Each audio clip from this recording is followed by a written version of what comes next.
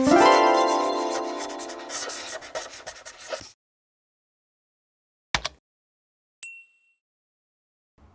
I'm going to show you how to filter your columns in Excel. So right now I want to filter for material. I want to see only my PLA materials. So how do I do that? Well, I'm going to show you really quick. So select your entire row that you want to throw the filter on, and then go up to your top menu. You want to make sure you're in the Home tab, and then you're going to go all the way over to Editing, and then you're going to go to Sort and Filter. Select that and then go down to Filter. That will throw a filter on all of your different columns.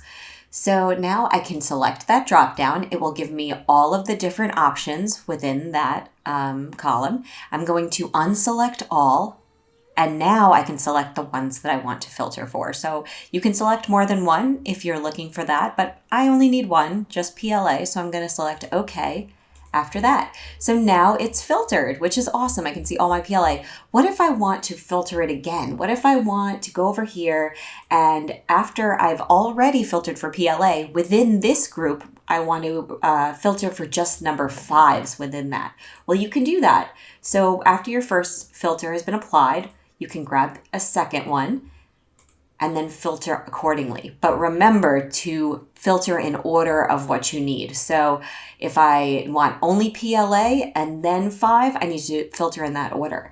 You can obviously select something different and get new numbers, or you can remove the filters altogether by just selecting that row that's already filtered again and going back to your Sort and Filter menu and then selecting Filter again.